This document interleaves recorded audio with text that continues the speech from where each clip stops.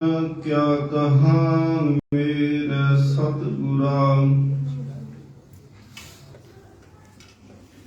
जब गुर बोले है तब बिस्म होए जाए।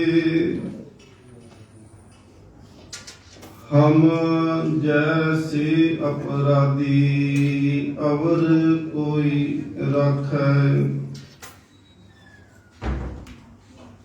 जैसे हम सतगुर राख लिए छड़ाए। तू गुर पिता तू है गुर माता, तू गुर बंदप मेरा सखा सखाए।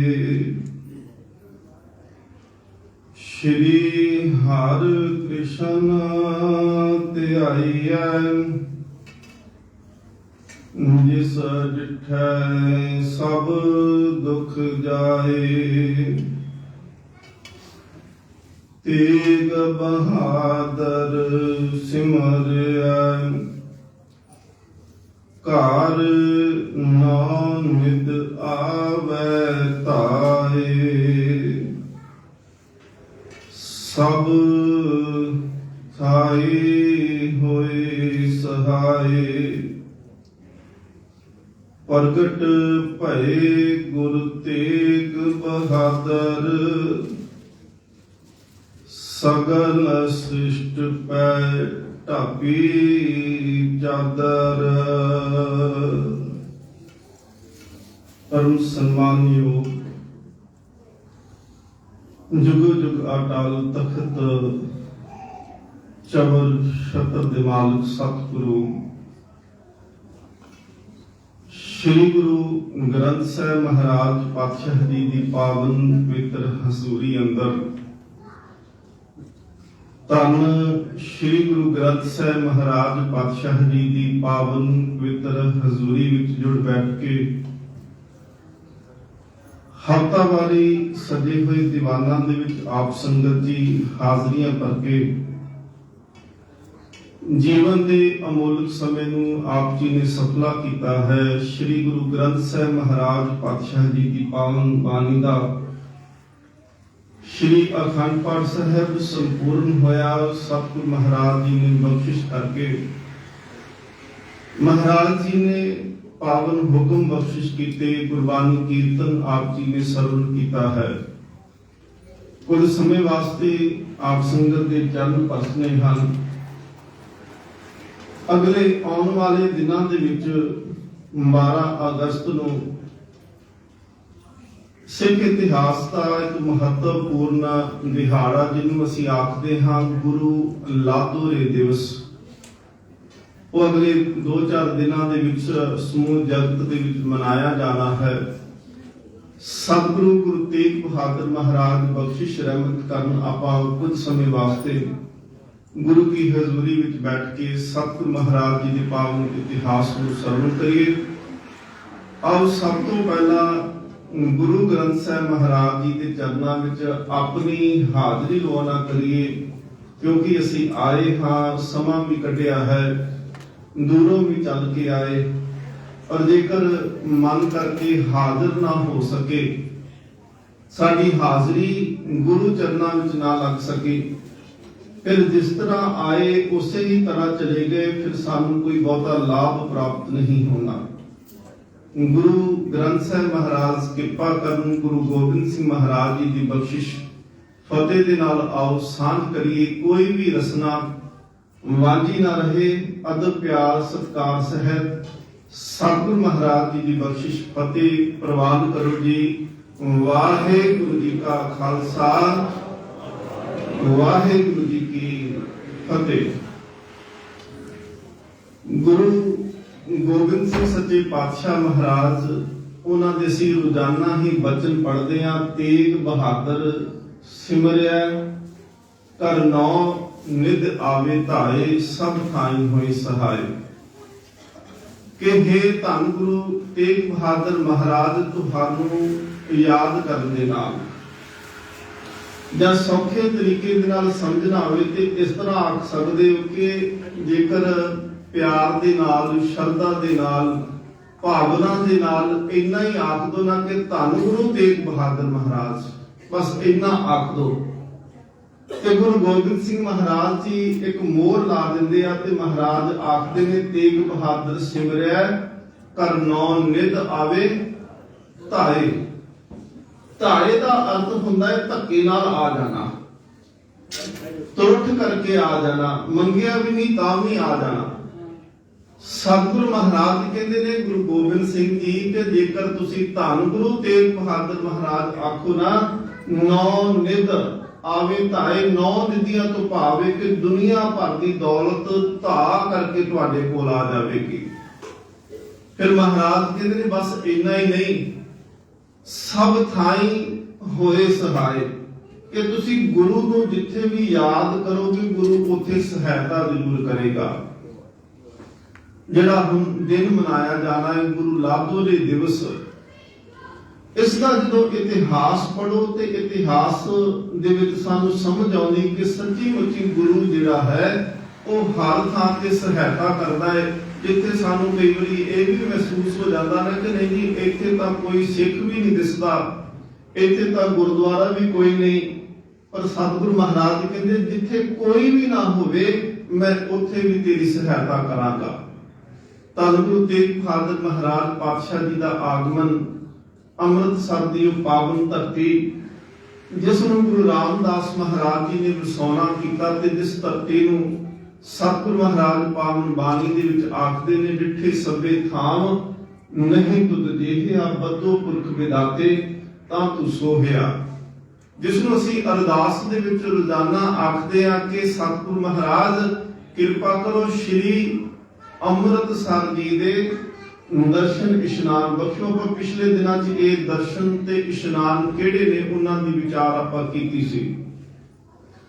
ਹਰਮੰਦਰ ਸਾਹਿਬ ਤੋਂ ਥੋੜੀ ਹੀ ਦੂਰੀ ਤੇ ਇੱਕ ਗੁਰਦੁਆਰਾ ਹੈ, ਇੱਕ ਅਸਥਾਨ ਹੈ ਸਤਿਗੁਰੂ ਮਹਾਰਾਜ ਜੀ ਦਾ, ਜਿਸ ਅਸਥਾਨ ਦਾ ਨਾਮ ਹੈ ਗੁਰੂ ਕੇ ਮਹਿਲ। ਗੁਰੂ ਰਾਮਦਾਸ ਮਹਾਰਾਜ ਜਦੋਂ ਅੰਮ੍ਰਿਤਸਰ ਨੂੰ ਵਸਾਉਂਦੇ ਆ ਤੇ ਮਹਾਰਾਜ ਨੇ ਆਪਣੀ ਰਿਹਾਇਸ਼ ਜਾਂ ਇਦਾਂ ਕਹੀਏ ਕਿ ਮਹਾਰਾਜ ਦਾ ਆਪਣਾ ਘਰ ਜਿਹੜਾ ਸੀ ਉਹ ਗੁਰੂ ਕੇ ਮਹਿਲ ਹੈ। ਗੁਰੂ ਅਰਜਨ ਦੇਵ ਮਹਾਰਾਜ ਪਾਤਸ਼ਾਹ ਜੀ ਨੇ ਵੀ ਉਸੇ ਹੀ ਘਰ ਦੇ ਵਿੱਚ ਰਹਿ ਕਰਕੇ ਜਿਹੜਾ ਸੀ ਅੰਮ੍ਰਿਤਸਰ ਦੀ ਸੇਵਾ ਸੰਭਾਲ ਕੀਤੀ, ਹਰਮੰਦਰ ਸਾਹਿਬ ਦੀ ਉਸਾਰੀ ਕਰਵਾਈ। ਗੁਰੂ ਹਰਗੋਬਿੰਦ ਸਾਹਿਬ ਮਹਾਰਾਜ ਜੀ ਦਾ ਪ੍ਰਕਾਸ਼ ਤੇ ਗੁਰੂ ਕੀ ਵਡਾਲੀ ਦੇ ਵਿੱਚ ਹੋਇਆ, ਪਰ ਬਚਪਨ ਜਿਹੜਾ ਸੀ ਉਹ ਬਾਕੀ ਜ਼ਿੰਦਗੀ ਦਾ ਬਹੁਤਾ ਸਮਾਂ ਜਿਹੜਾ ਸੀ ਉਹ ਅੰਮ੍ਰਿਤਸਰ ਦੀ ਧਰਤੀ ਤੇ ਬਤੀਤ ਹੋਇਆ। ਸਤਿਗੁਰੂ ਗੁਰੂ ਹਰਗੋਬਿੰਦ ਸਾਹਿਬ ਮਹਾਰਾਜ ਜੀ ਦੇ ਘਰ ਦੇ ਵਿੱਚ ਸਭ ਤੋਂ ਪਹਿਲਾਂ ਪੁੱਤਰ ਜਿਸ ਨੇ ਜਨਮ ਲਿਆ ਉਹਨਾਂ ਦਾ ਨਾਮ ਸੀ ਬਾਬਾ ਗੁਰਦਿੱਤਾ ਜੀ। ਬਾਬਾ ਇਸ ਕਰਕੇ ਅਸੀਂ ਆਖਦੇ ਹਾਂ ਬਾਬਾ ਗੁਰਦਿੱਤਾ ਜੀ, ਕਿਉਂਕਿ ਉਹ ਫਿਰ ਸ੍ਰੀ ਚੰਦ ਸੰਪਰਦਾ ਵਿੱਚ ਗਏ ਤੇ ਬਾਬਾ ਸ੍ਰੀ ਚੰਦ ਤੋਂ ਬਾਅਦ ਉਹਨਾਂ ਉਦਾਸੀ ਸੰਪਰਦਾ ਨੂੰ ਸੰਭਾਲਿਆ, ਉਹਦੀ ਜਿਹੜੀ ਸੀ ਵਾਗਡੋਰ ਸੰਭਾਲ ਕੇ ਤੇ ਉਹਦਾ ਪ੍ਰਚਾਰ ਤੇ ਪ੍ਰਸਾਰ ਕੀਤਾ। ਸਭ ਤੋਂ ਵੱਡੇ ਪੁੱਤਰ ਨੇ ਜਿਸ ਦਿਨ ਬਾਬਾ ਗੁਰਦਿੱਤਾ ਜੀ ਦਾ ਜਨਮ ਹੋਇਆ ਤੇ ਮਾਤਾ ਗੰਗਾ ਜੀ ਗੁਰੂ ਅਰਜਨ ਦੇਵ ਮਹਾਰਾਜ ਜੀ ਦੇ ਮਹਿਲ ਧੰਨ ਗੁਰੂ ਹਰਗੋਬਿੰਦ ਸਾਹਿਬ ਮਹਾਰਾਜ ਜੀ ਦੇ ਮਾਤਾ ਜੀ ਉਹਨਾਂ ਨੇ ਅਸੀਸ ਦਿੰਦਿਆਂ ਹੋਇਆਂ ਗੁਰੂ ਹਰਗੋਬਿੰਦ ਸਾਹਿਬ ਨੂੰ ਆਖਿਆ ਸੀ, ਕਹਿਣ ਲੱਗੇ ਬੇਟਾ ਰੱਬ ਤੁਹਾਡੇ ਪੁੱਤਰਾਂ ਦੀ ਜੋੜੀ ਲਾਵੇ। ਅਸੀਂ ਵੀ ਇਦਾਂ ਹੀ ਆਖਦੇ ਨਾ ਇੱਕ ਪੁੱਤ ਹੋ ਜੇ ਤੇ ਅਸੀਂ ਕਹਿੰਦੇ ਜੋੜੀ ਲੱਗ ਜੇ। ਗੁਰੂ ਹਰਗੋਬਿੰਦ ਸਾਹਿਬ ਮਹਾਰਾਜ ਨੇ ਉੱਥੇ ਆਖਿਆ ਸੀ ਮਾਂ ਇਹ ਅਸੀਸ ਦੋ ਕਿ ਹੁਣ ਘਰ ਦੇ ਵਿੱਚ ਇੱਕ ਧੀ ਹੋਵੇ। ਧੀ ਜਿਹੜੀ ਹੈ ਉਹ ਸਮਾਜ ਵਿੱਚ ਜਿਉਣ ਦਾ ਸਲੀਕਾ ਸਿਖਾਉਂਦੀ ਆ। ਧੀ ਜਿਹੜੀ ਹੈ ਜਿਸ ਘਰ ਦੇ ਵਿੱਚ ਧੀ ਹੋਏਗੀ ਉਹ ਘਰ ਦਾ ਜਿਹੜਾ ਮੁਖੀ ਹੋਏਗਾ ਜਾਂ ਘਰ ਦੇ ਵਿੱਚ ਜਿਹੜੇ ਰਹਿਣ ਵਾਲੇ ਲੋਕ ਹੋਣਗੇ ਉਹਨਾਂ ਦੀ ਸ਼ਬਦਾਵਲੀ ਉਹਨਾਂ ਦੀ ਭਾਸ਼ਾ ਜਿਹੜੀ ਹੈ ਉਹ ਸੱਭਿਅਕ ਹੋਏਗੀ, ਅਸੱਭਿਅਕ ਕਦੀ ਨਹੀਂ ਹੋਏਗੀ, ਕਿਉਂਕਿ ਧੀ ਦੀ ਸ਼ਰਮ ਜ਼ਰੂਰ ਹੋਵੇਗੀ। ਸਤਿਗੁਰੂ ਮਹਾਰਾਜ ਜੀ ਦੇ ਘਰ ਦੇ ਵਿੱਚ ਇੱਕ ਧੀ ਨੇ ਜਨਮ ਲਿਆ ਜਿਹਦਾ ਨਾਮ ਰੱਖਿਆ ਗਿਆ ਬੀਬੀ ਵੀਰੋ। ਬਾਬਾ ਗੁਰਦਿੱਤਾ ਜੀ ਸਨੇ ਜਿਹੜੇ ਨੇ ਸਤਿਗੁਰੂ ਮਹਾਰਾਜ ਜੀ ਦੇ 5 ਸੁਪੁੱਤਰ ਨੇ, ਬਾਬਾ ਗੁਰਦਿੱਤਾ ਜੀ, ਫਿਰ ਬਾਬਾ ਅਟਲ ਰਾਏ, ਅਨੀ ਰਾਏ, ਸੂਰਜਮਲ ਤੇ ਸਭ ਤੋਂ ਛੋਟੇ ਨੇ ਧੰਨ ਗੁਰੂ ਤੇਗ ਬਹਾਦਰ ਮਹਾਰਾਜ। ਅੰਮ੍ਰਿਤ ਵੇਲੇ ਦਾ ਸਮਾਂ ਸੀ।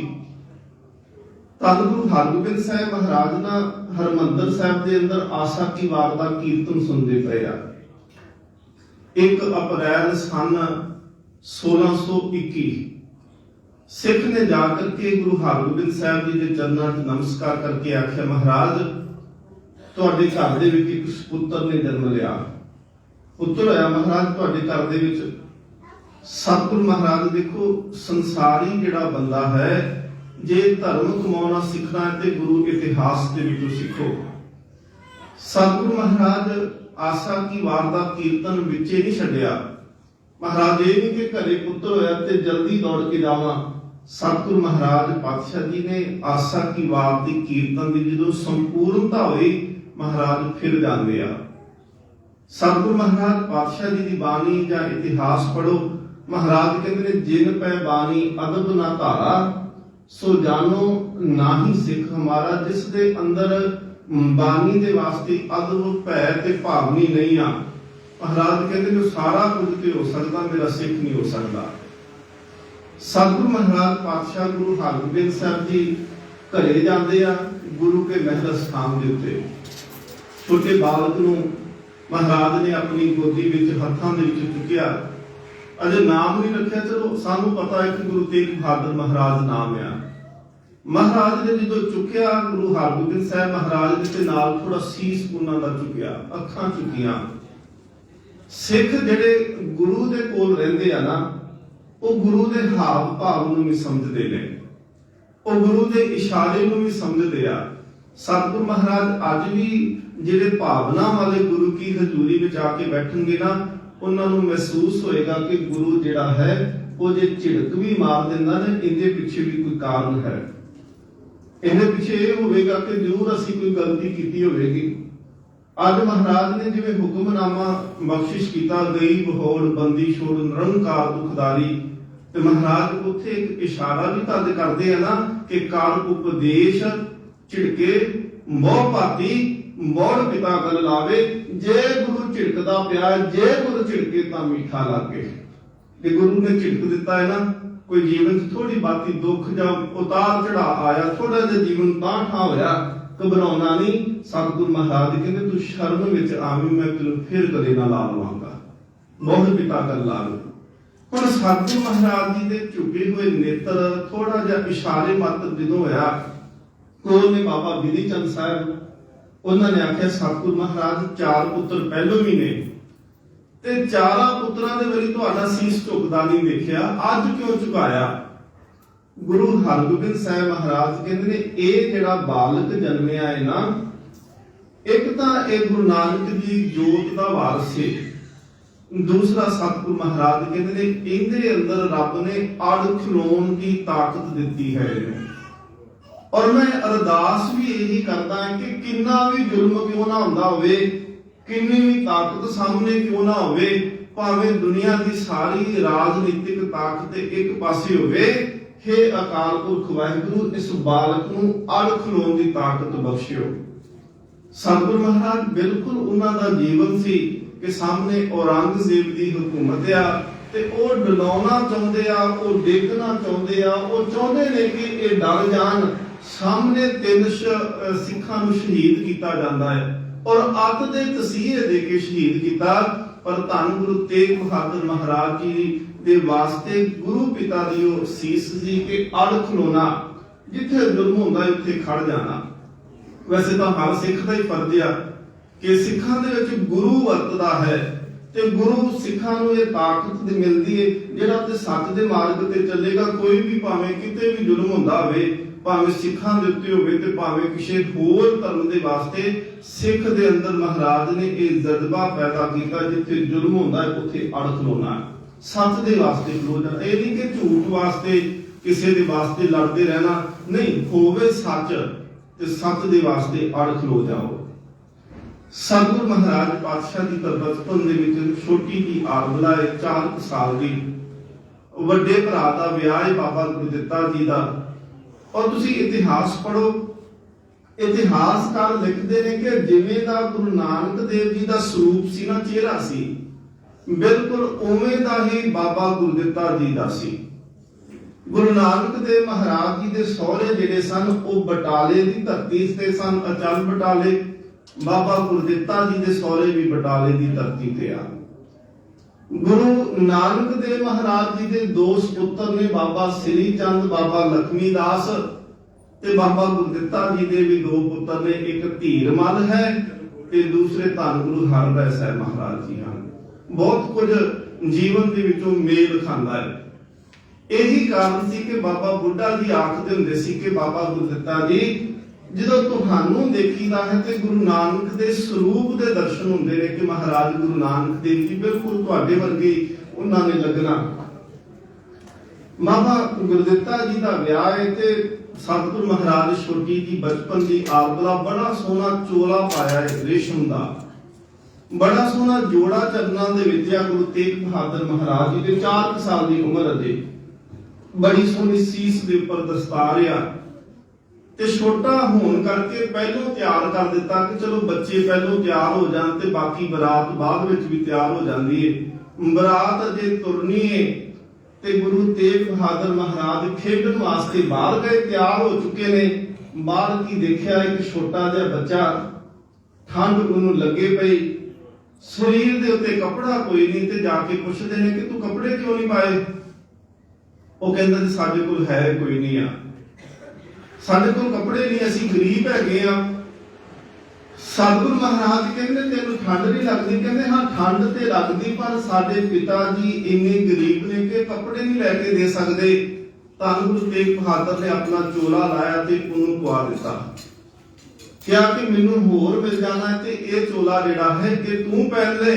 ਆਪਣਾ ਚੋਲਾ, ਆਪਣਾ ਪਜਾਮਾ, ਆਪਣੀ ਜੁੱਤੀ ਜਿਹੜੀ ਸੀ ਉਹਨੂੰ ਦੇ ਦਿੱਤੀ।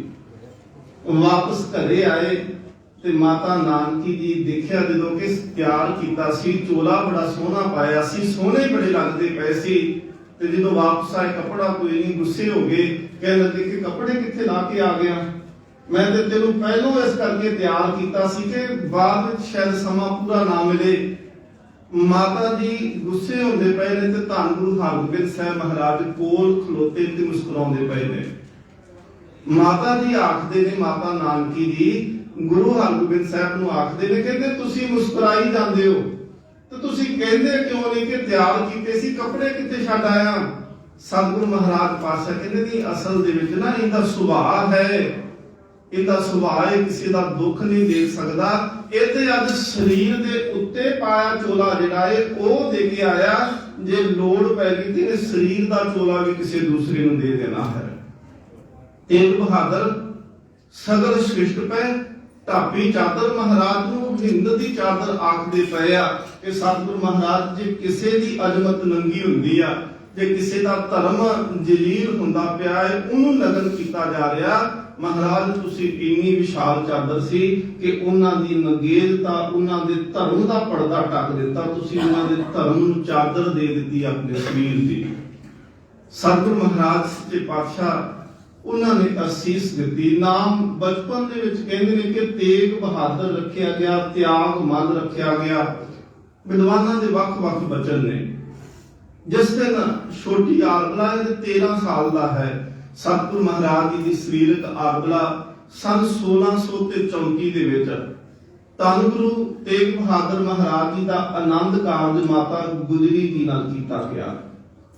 ਜੇ ਮਾਨ ਕਰਨਾ ਹੋਵੇ, ਅੱਜ ਸਾਰੀ ਦੁਨੀਆ ਦੇ ਵਿੱਚ ਮਦਰ ਟਰੇਸਾ ਨੂੰ ਬਹੁਤ ਪ੍ਰਚਾਰਿਆ ਗਿਆ ਕਿ ਉਹਨਾਂ ਨੇ ਬੜਾ ਬਲੀਦਾਨ ਕੀਤਾ, ਸਾਰਾ ਜੀਵਨ ਮਨੁੱਖਤਾ ਦੀ ਸੇਵਾ ਵਿੱਚ ਲਾ ਦਿੱਤਾ। ਮਦਰ ਟਰੇਸਾ ਜਿਹੜੀ ਸੀ ਉਹ ਵਿਸ਼ਵ ਤੌਰ ਤੇ ਉਹਨੂੰ ਮਦਰ ਦੇ ਰੂਪ ਦੇ ਵਿੱਚ ਪ੍ਰਚਾਰਿਆ ਗਿਆ, ਪਰ ਅਸੀਂ ਆਪਣਾ ਇਤਿਹਾਸ ਹੀ ਨਹੀਂ ਦੱਸ ਸਕੇ ਕਿ ਧੰਨ ਮਾਤ ਗੁਜਰੀ ਜਿਨੇ ਇੰਨਾ ਵੱਡਾ ਇਤਿਹਾਸ ਰਚ ਦਿੱਤਾ ਕਿ ਆਪਣੇ ਪਤੀ ਨੂੰ ਵੀ ਤੋਰਿਆ, ਆਪਣੇ ਪਰਿਵਾਰ ਨੂੰ ਵਿਛੜਦਿਆਂ ਹੋਇਆਂ ਤੱਕਿਆ, ਆਪਣੇ ਛੋਟੇ ਜਿਹੇ 2 ਪੁੱਤਰਿਆਂ ਨੂੰ ਬਾਬਾ ਜ਼ੋਰਾਵਰ ਸਿੰਘ ਤੇ ਬਾਬਾ ਫਤਿਹ ਸਿੰਘ ਨੂੰ ਅੱਖਾਂ ਦੇ ਸਾਹਮਣੇ ਸ਼ਹੀਦ ਹੁੰਦਾ ਦੇਖਿਆ।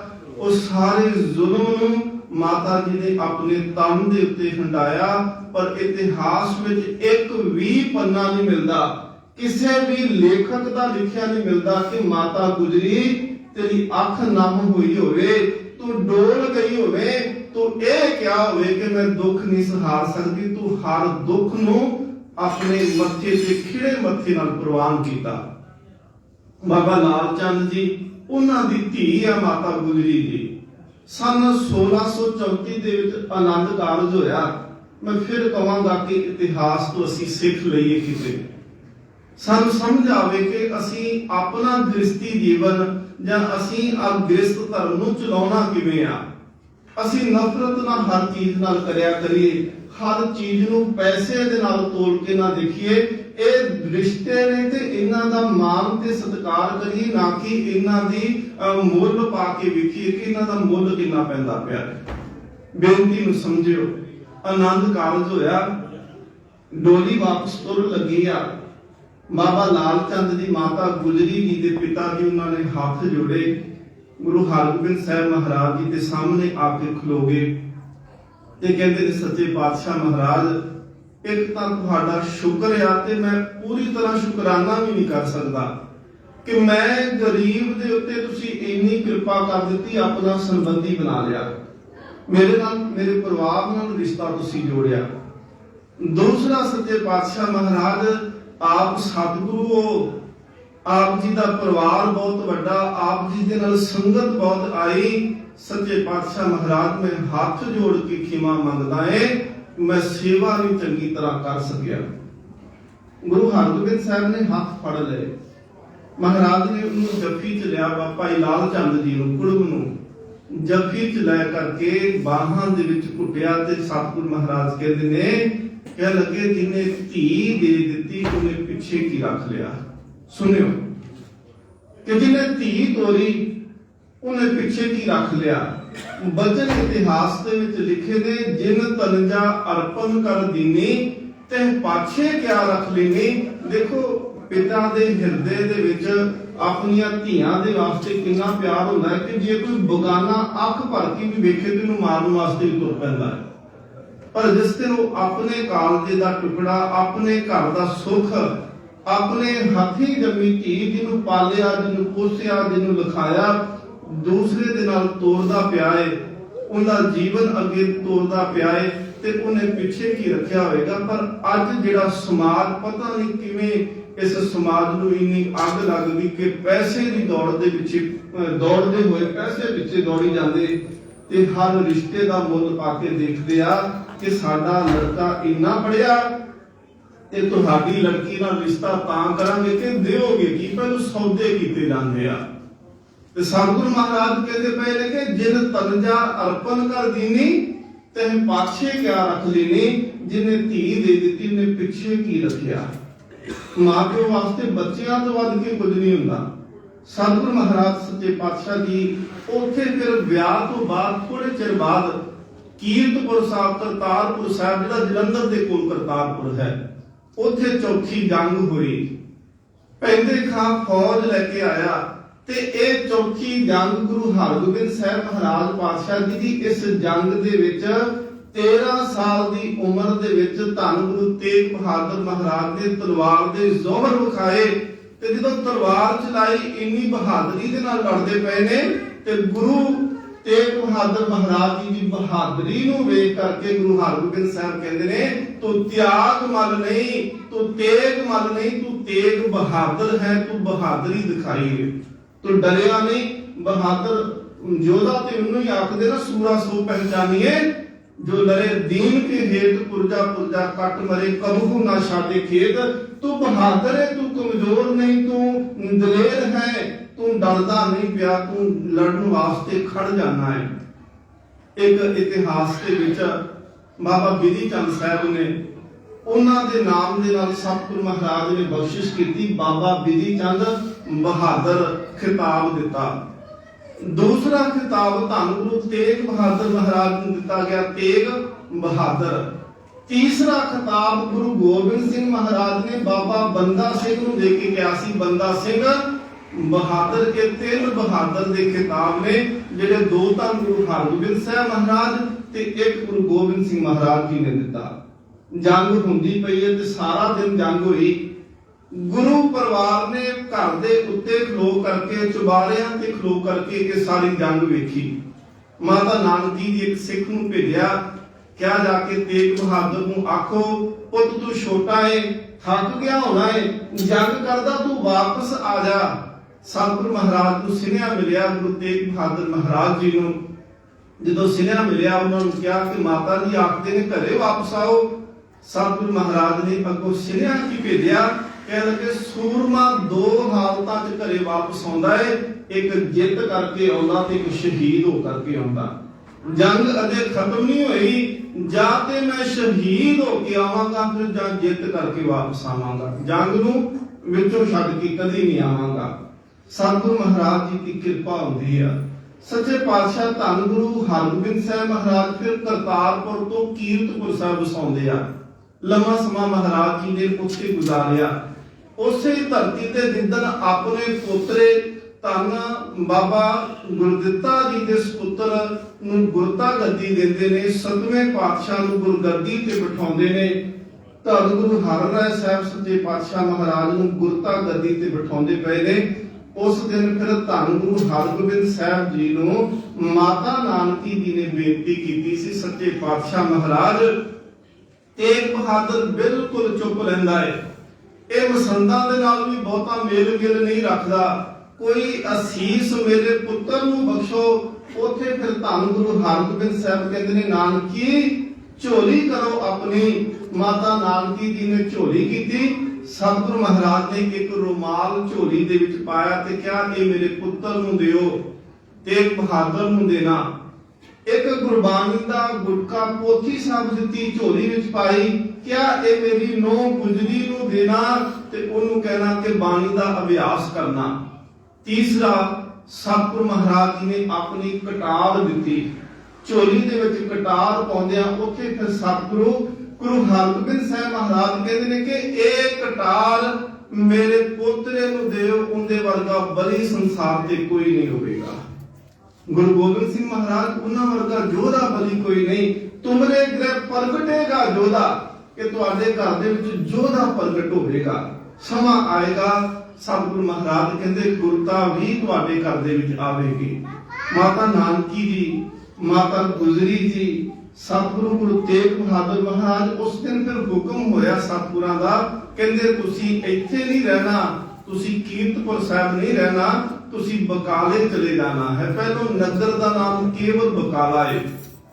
भाई गड़िया मसंद ने उथों दे उन्हां नवां घर बनाया जिथे सतगुरु महाराज पातशाह जी ते इन्हां दा परिवार रहे ने। उत्थे 26 साल 9 महीने 13 दिन रवायतां दे अनुसार बिल्कुल उत्थे लिखिया है जी महाराज इत्थे रहिंदे आ।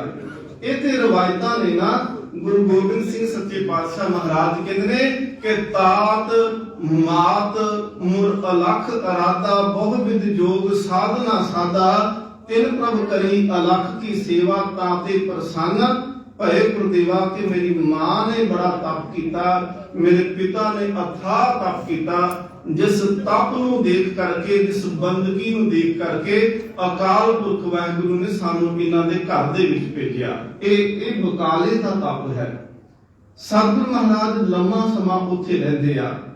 ਧੰਨ ਗੁਰੂ ਹਰਰਾਏ ਸਾਹਿਬ ਮਹਾਰਾਜ ਜੀ ਤੋਂ ਬਾਅਦ ਧੰਨ ਗੁਰੂ ਹਰਕ੍ਰਿਸ਼ਨ ਮਹਾਰਾਜ ਗੁਰਤਾ ਗੱਦੀ ਤੇ ਬੈਠਦੇ ਆ। ਅੱਜ ਦਾ ਜੋ ਇਤਿਹਾਸ ਆਉਣ ਵਾਲੇ ਦਿਨਾਂ ਦਾ, ਸਤਿਗੁਰੂ ਮਹਾਰਾਜ ਗੁਰਤਾ ਗੱਦੀ ਤੇ ਬੈਠੇ। ਗੁਰੂ ਹਰਕ੍ਰਿਸ਼ਨ ਮਹਾਰਾਜ ਨੂੰ ਦਿੱਲੀ ਤੋਂ ਰਾਜਾ ਜੈ ਸਿੰਘ ਨੇ ਸੱਦਾ ਭੇਜਿਆ, ਆ ਕਰਕੇ ਆਖਿਆ ਕਿ ਮਹਾਰਾਜ ਆਪ ਜੀ ਦਿੱਲੀ ਚੱਲ ਪਾਓ। ਮਹਾਰਾਜ ਨੇ ਉੱਥੇ ਕਿਹਾ ਸੀ ਨਹਿਮਲੇਸ਼ ਕੋ ਦਰਸ਼ਨ ਦੇ ਹੈ, ਅਸੀਂ ਔਰੰਗੇ ਨੂੰ ਦਰਸ਼ਨ ਨਹੀਂ ਦੇਣੇ, ਤੇਰੇ ਘਰ ਦੇ ਵਿੱਚ ਜ਼ਰੂਰ ਰਵਾਂਗੇ। ਉੱਥੇ ਫਿਰ ਸਤਿਗੁਰੂ ਮਹਾਰਾਜ ਗਏ ਵੀ ਆ ਤੇ ਔਰੰਗਜ਼ੇਬ ਇੱਕ ਦਿਨ ਆਇਆ, ਬੂਹੇ ਦੇ ਅੱਗੇ ਖਲੋਤਾ ਰਿਹਾ। ਮਹਾਰਾਜ ਗੁਰੂ ਹਰਕ੍ਰਿਸ਼ਨ ਨੇ ਕਹਿ ਦਿੱਤਾ ਬੂਹੇ ਬੰਦ ਕਰ ਦਿਓ, ਇਹਨੂੰ ਅੰਦਰ ਨਹੀਂ ਆਉਣ ਦੇਣਾ। ਸਤਿਗੁਰੂ ਮਹਾਰਾਜ ਨੇ ਨਹੀਂ ਦਰਸ਼ਨ ਦਿੱਤੇ। ਸਤਿਗੁਰੂ ਮਹਾਰਾਜ ਪਾਤਸ਼ਾਹ ਸੀ ਸਨ ਫਿਰ 1664 ਦੇ ਵਿੱਚ ਜੋਤੀ ਜੋਤ ਸਮਾਉਂਦੇ। ਦਿੱਲੀ ਵਿੱਚ ਚੇਤਕ ਫੈਲੀ, ਮਹਾਰਾਜ ਜੀ ਦੇ ਸਰੀਰ ਦੇ ਉੱਤੇ ਵੀ ਅਸਰ ਹੋਇਆ। ਸਤਿਗੁਰੂ ਸੱਚੇ ਪਾਤਸ਼ਾਹ ਮਹਾਰਾਜ ਕਈ ਦਿਨਾਂ ਦੀ ਉਹਨਾਂ ਦੇ ਸਰੀਰ ਦੇ ਉੱਤੇ ਘੁੱਕੀ ਜਾਂ ਬੁਖਾਰ ਦਾ ਅਸਰ ਰਿਹਾ ਤੇ ਕਹਿੰਦੇ ਇਤਿਹਾਸਕਾਰ 3 ਦਿਨਾਂ ਬਾਅਦ ਮਹਾਰਾਜ ਸੁਰਤ ਚ ਆਉਂਦੇ ਆ, ਨੇਤਰ ਖੋਲਦੇ ਆ। ਮਾਤਾ ਕ੍ਰਿਸ਼ਨ ਕੌਰ ਜੀ ਆਖਦੇ ਨੇ ਸਤਿਗੁਰੂ ਸਿੱਖ ਉਦਾਸ ਬੈਠੇ ਨੇ, ਆਪ ਸਰੀਰ ਤਿਆਗਦੇ ਪਏ ਹੋ, ਕਿਰਪਾ ਕਰੋ। ਸਿੱਖ ਆਖਦੇ ਨੇ ਕਿ ਲੜ ਕਿੰਦੇ ਲਾ ਕੇ ਚੱਲੇ ਹੋ। ਸਤਿਗੁਰੂ ਗੁਰੂ ਤੇਗ ਬਹਾਦਰ ਮਹਾਰਾਜ ਉੱਥੇ ਨਹੀਂ ਆ ਉਸ ਵੇਲੇ, ਪਰ ਸਿੱਖੀ ਦਾ ਇਤਿਹਾਸ ਐਸਾ ਵਿਲੱਖਣ ਇਤਿਹਾਸ, ਹਰ ਚੀਜ਼ ਵਿਲੱਖਣ ਆ। ਦੇਖੋ ਜਿੱਦਣ ਗੁਰੂ ਨਾਨਕ ਦੇਵ ਮਹਾਰਾਜ ਓਮਕਾਰ ਦੇ ਨਾਲ ਇੱਕ ਲਾ ਦਿੰਦੇ, ਇਹ ਵੀ ਸਾਡੀ ਵਿਲੱਖਣਤਾ ਦੇ, ਇੱਥੋਂ ਹੀ ਅਸੀਂ ਵੱਖ ਹੋ ਜਾਂਦੇ ਸਾਰਿਆਂ ਤੋਂ। ਦੂਜੇ ਆਖਦੇ ਸੀ ਕਿ ਤਿੰਨ ਦੇਵਤੇ ਆ ਪੈਦਾ ਕਰਦਾ ਏ, ਆ ਰਿਜ਼ਕ ਦਿੰਦਾ ਏ, ਆ ਲੈ ਕੇ ਜਾਂਦਾ। ਮਹਾਰਾਜ ਕਹਿੰਦੇ ਨਹੀਂ, ਬਿਲਕੁਲ ਤਿੰਨ ਨਹੀਂ, ਇਹ ਇੱਕੋ ਹੀ ਆ ਜਿਹੜਾ ਸਾਰਾ ਕੁਝ ਕਰਦਾ ਪਿਆ। ਇੱਥੋਂ ਹੀ ਅਸੀਂ ਵਿਲੱਖਣ ਹੋ ਗਏ, ਇੱਥੋਂ ਹੀ ਅਸੀਂ ਸਾਰਿਆਂ ਤੋਂ ਭਿੰਨ ਹੋ ਗਏ।